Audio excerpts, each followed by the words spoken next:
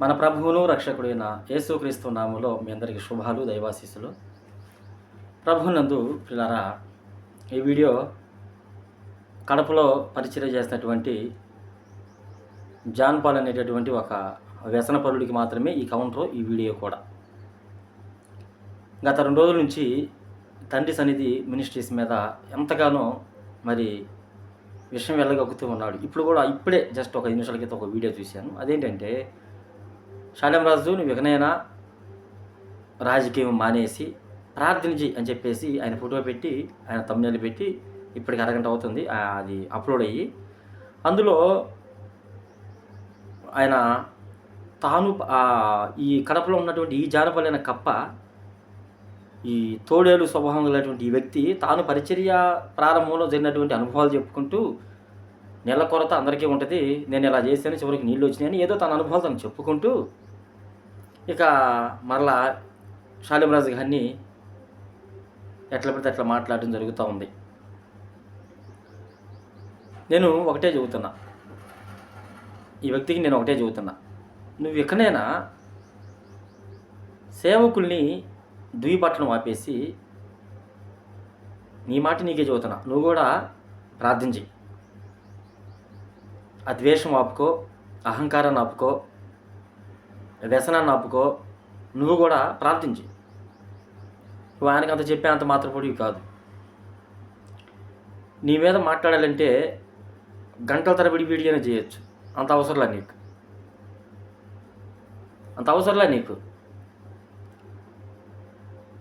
ఏం చూసుకుని అంత మిడిసిపెడతావు నాకు అర్థం కాదు. నీ వ్యవహారం ఏంటి అసలు నాకు అర్థం కాదు.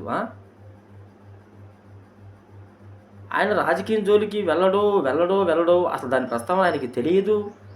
ఆ రోజు నీటి సమస్య గురించి మాట్లాడాడు అని ఒక వ్యక్తి ఆ రోజు కామెంట్ కూడా పెట్టాడు నీ వీడియోలో. ఎందుకు మాట్లాడాల్సి వచ్చింది, నువ్వు అనవసరంగా నువ్వు నోరు పడేసుకోమా కానీ చాలామంది కామెంట్ పెడితే, నువ్వు మరలా దుయ్యబట్టాలి, వ్యూస్ పెంచుకోవాలి, సబ్స్క్రైబర్స్ పెంచుకోవాలి, ఫేమస్ అవ్వాలి. నీ వక్ర బుద్ధిని, తాచుపాము బుద్ధిని నువ్వు బయట పెట్టావు. ఇప్పుడు ఆయనకి ఏం అవసరము నేను చెప్తున్నాను. ఇంకా ఈ వంతున ఆయనకి భవిష్యత్తులో దేవుడు ఇంకా అనేక మందిలో ఆయనకి దేవుడు గుర్తింపు ఇచ్చిన ఆయన రాజకీయంలోకి వెళ్ళడం. నేను మొన్న చెప్పాను, క్రైస్తవులకి వారి పక్షాన వాదించాలంటే పార్లమెంట్లో, అసెంబ్లీలో మనకంటూ ఒకరు ఉండాలి. దాని విషయం ఆయన సహోదరులకి చెబుతున్నాడు. అంత మాత్రాన నువ్వేమంటున్నావు, నీ కింద 60,000 మంది ఉంటే ఉండొచ్చు, నేను చెప్తే వాళ్ళు ఎటైనా ఓటేస్తారన్న అహంకారంతో నువ్వు రాజకీయం గురించి మాట్లాడుతున్నావని నీ ఇష్టానుసారంగా మాట్లాడుతున్నావు. ఒళ్ళు దగ్గర పెట్టుకుని మాట్లాడు. మనం ఒక మాట అన్నామంటే తిరిగి రాదు. అది బూత్ అయినా, లేకపోతే వ్యంగ్యపు మాట అయినా, ఇంకే మాటైనా సరే. నిన్ను అసలు సేవకుడు అనాలో, లేకపోతే సేవకుని రూపంలో ఉన్న మతోన్మాద అనాలో నాకు అర్థం కావట్లా. నీ ఇష్టానుసారంగా మాట్లాడుతున్నావు. ఆయన కాదు రాజకీయం చేస్తున్నావు, నువ్వు ఆర్ఎస్ఎస్ కార్యకర్తలతో, ఇంకెవడైతే ఈ 2 రాష్ట్రాల్లో క్రైస్తవ్యాన్ని లేకుండా చేయాలని చెప్పేసి శబ్దం చేశారో వాళ్ళతో పాటు నువ్వు రహస్యంగా డీల్ చేసుకొని విరివిగా వాడబడుతున్న వాళ్ళు ఎవరురా తెలుగు రాష్ట్రాలను చూస్తే కొంతమంది కనపడే, కొంతమందిలో ఈయన ఒకడు ఉన్నాడు, షాలేం రాజు గారు. వీరిని టార్గెట్ చేసి మాట్లాడుతావు నువ్వు, ఈయన టార్గెట్ చేసి మాట్లాడుతూ ఉన్నావు. ఖచ్చితంగా తేడా పడుతుంది. నేను చెప్తున్నా, నువ్వు అన్నంత మాత్రాన ఆయనేమి రాజకీయంలోకి వెళ్ళడం, నువ్వు అంత వార్నింగ్ ఇవ్వాల్సిన అవసరం కూడా లేదు. ముందు నీ పని నువ్వు చూసుకొని ముందు అవుట్ తర్వాత చెప్పు. నీ సంఘం ఎంతమంది తెలియదు, ఎంతమందిని అభిషేకించవో తెలియదు. ఎందుకు నవ్వులు పాలవుతున్నావు అనవసరంగా? నిజంగా నువ్వు నవ్వులు పాలవుతున్నావు జాన్ పాలు, నువ్వు అనవసరంగా నవ్వులు పాలవుతున్నావు. ఆయనతో పెట్టుకొని నవ్వులు పాలవుతున్నావు. నేనేదో సరి చేస్తాను అనుకుంటున్నావు. తప్పేం కాదు వాళ్ళ చెప్పటం, క్రైస్తవులారా ఏకముగండి. హైందవులు మొదలు ఆ రకంగా చెప్తామంటే మనమంతా ఒకే దానికి వేయాలి ఓటు చెబుతుంటే సిగ్గులేదా? ఎక్కడ పెట్టుకుంటున్నావు కళ్ళు ఎక్కడ పెట్టుకుంటున్నావు? మతోన్మాదులంతా కలిసి మనమంతా ఈసారి బీజేపీని గెలిపించుకోవాలని చెప్పేసి బహిరంగ చెప్పిన వీడియో లేవా? ఇప్పుడు క్రైస్తవులారా ఏకమగండి, మనకంటూ ఒక నాయకుడు ఉంటే మంచిది, మన విషయంలో పోరాడతాడు అని చెప్పడం తప్ప?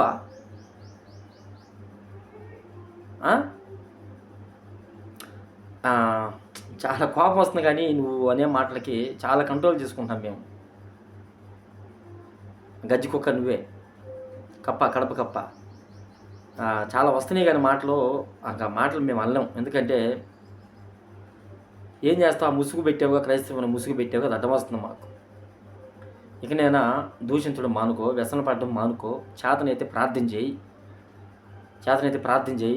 ఆత్మను రక్షించు, సేవ చేయి. అంతేగాని నీకు యూస్ కావాలని, నీకు డబ్బులు కావాలంటే ఏదో పని చేసుకో. ఇప్పుడు నేను సేవకున్నా, ఆయన దగ్గర నేను పని చేసుకున్నాను. నేను చేసే పరిచర్య ప్రాంతంలో నోరుంది కదా, ఛానల్ ఉంది కదా, నేను చెప్తే వింటారు కదా అని చెప్పేసి ఇష్టానుసారంగా మాట్లాడితే నేను చెబుతున్నాను, ముందు నువ్వు ఈ బుద్ధి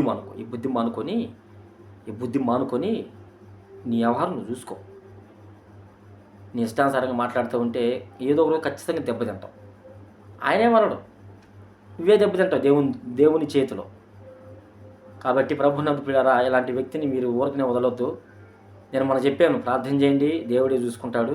మారు మనసా లేకపోతే ఇంకొకటి, అది నేను చెప్పను మీకు. మారు మనసా ఇంకొకటి, అది మీకు తెలుసు అదేంటో. కాబట్టి ఈ వ్యక్తి విషయంలో చాలా కఠినమైపోయాడు. మనసును కఠినం చేసుకోండి. లేదు, క్రైస్తవం మీద ఇతనికి ప్రేమ లేదు, సేవకుల మీద ప్రేమ లేదు, ఎవరిని ఎలా దుయ్యబడదామా అన్న ఆలోచనతో ఉండి ముందుకెళ్ళిపోతూ ఉన్నాడు. సహోదరులారా, ఇతని విషయంలో మీరు ఆలోచన చేసి ప్రార్థన చేయండి. ఇక నేను అందుకని ఇప్పుడు ఈ మధ్యాహ్న కాల సమయంలో కూర్చొని చేస్తున్న ఈ వీడియో మీ అందరికీ అప్లోడ్, ఈ సమాచారం పంపిద్దామని. చాలా ఇదిగా టార్గెట్ పెట్టుకొని మాట్లాడుతున్నాడు, చాలా టార్గెట్ పెట్టుకొని మాట్లాడుతున్నాడు. మరి ఎంత ఇచ్చారో డబ్బులు వాళ్ళు మనకు తెలియదు, కానీ అయినా ఏం కాదు. శాలిమరాజు గారికి దేవుడు తోడేమన్నాడు.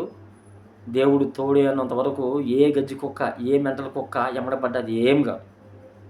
కాబట్టి 100 అనుకొని 100 పెట్టుకొని వీడియోలు, మనకు వచ్చే నష్టం లేదు. ఈ వీడియో ప్రతి ఒక్కరికి మీరు షేర్ చేసి శాలిమరాజు అన్న కొరకు ప్రార్థన చేయండి. ఈ వ్యక్తి కోసం కూడా ప్రార్థన